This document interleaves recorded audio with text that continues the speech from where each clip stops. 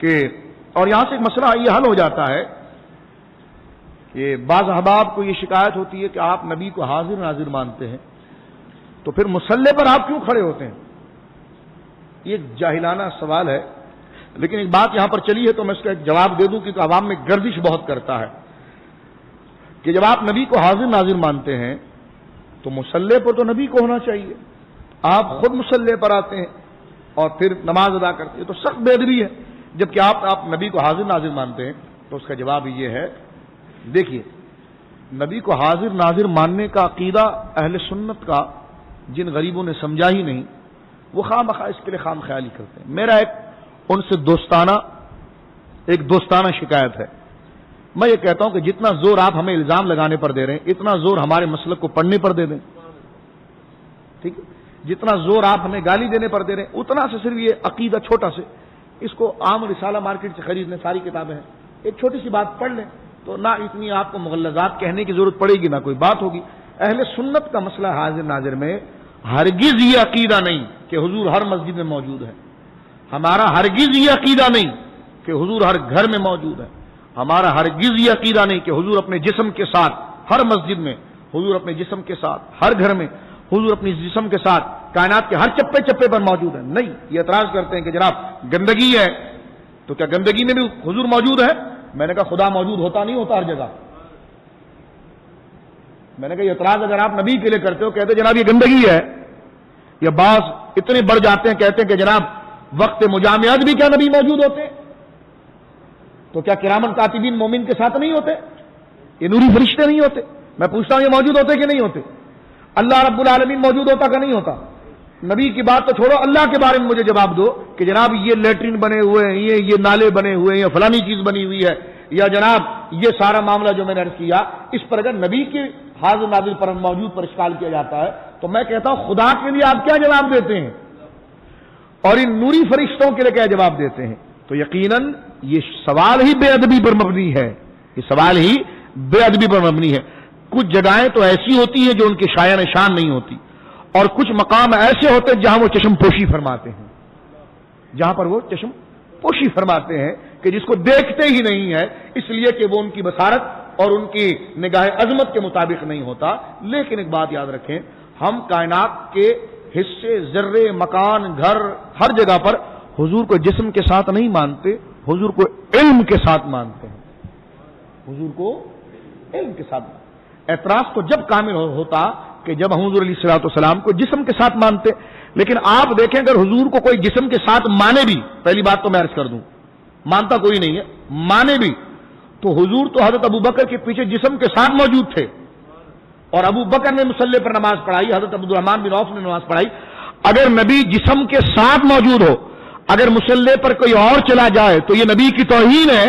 تو میں پوچھتا ہوں، مجھے یہ بتاؤ کہ حضرت عبد الرحمن بن عوف مصلی پر ہے اور نبی اپنے جسم اور روح کے ساتھ مسجد میں موجود ہے، جگہ پر موجود ہے، تو حضرت عبد الرحمن بن عوف کو کیا کہو گے؟ حضرت ابو بکر کو کیا کہو گے؟ انہوں نے توہین کی ہے۔ تو یہ قاعدہ ہی غلط ہے، یہ آپ نے خود اپنی طرف سے کھچڑی بنا کر ایک قاعدہ اور اصول بنا لیا ہے، اس کی کوئی حیثیت نہیں۔ ہاں ایک بات یہ سن لیجئے، اللہ کے نبی جناب رسول اللہ صلی اللہ علیہ وسلم کو اللہ نے شاہد بنایا، جو میں اکثر ذکر کرتا رہتا ہوں، گواہ بنایا، گواہ بمراد اپنی امت کے احوال پر حاضر بنایا۔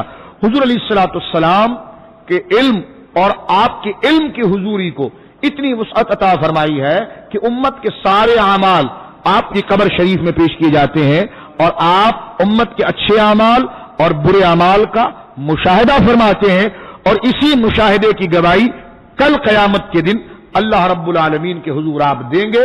یہ ہے مسئلہ حاضر ناظر کی وضاحت۔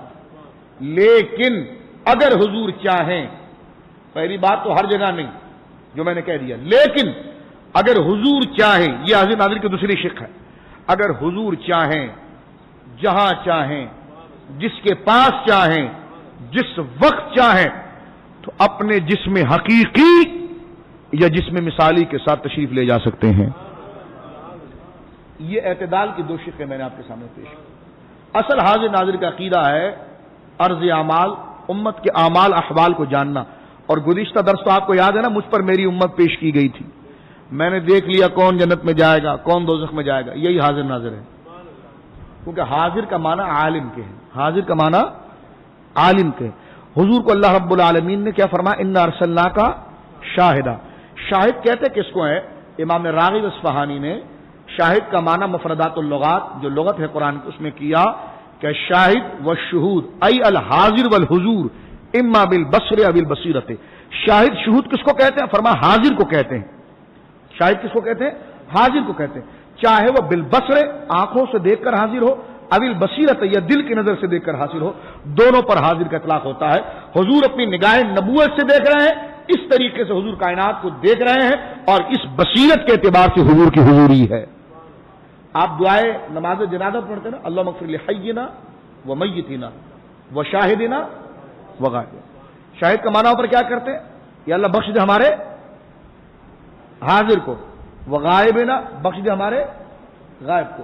ہم یہ کہتے ہیں کہ بھائی شاہد کا معنی ہی حاضر کے ہے، تو آپ ہمیں کافر کیوں کہتے ہیں؟ کہا شاہد کا معنی حاضر کے نہیں.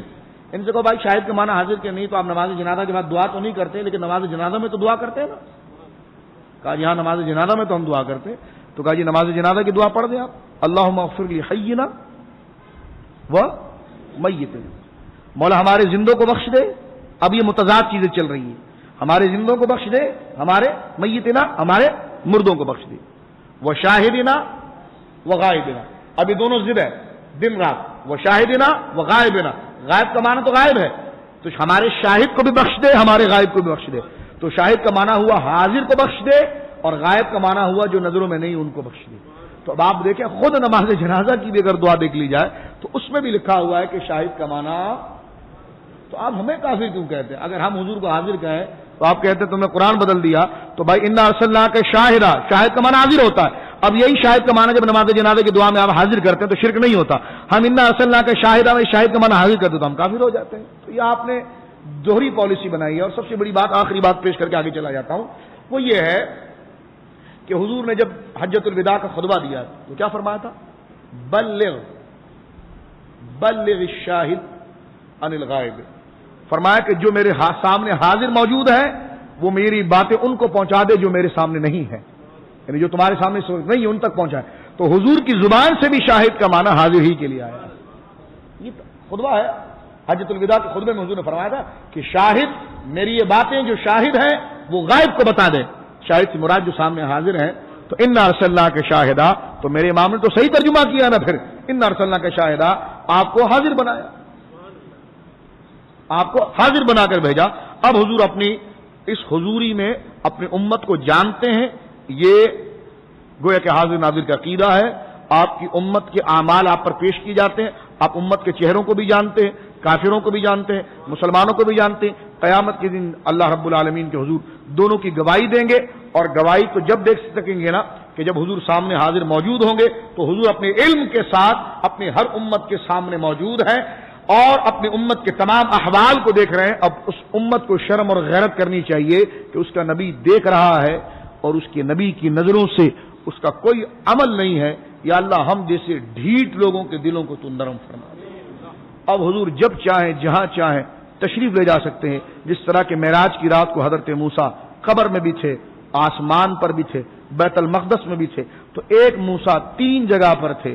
تو یقیناً وہ حضرت موسیٰ علیہ السلام جب اپنے جسم مثالی سے سفر کر سکتے ہیں تو اللہ کا حبیب بھی سفر کر سکتا. ایک بات. اب آگے چلتے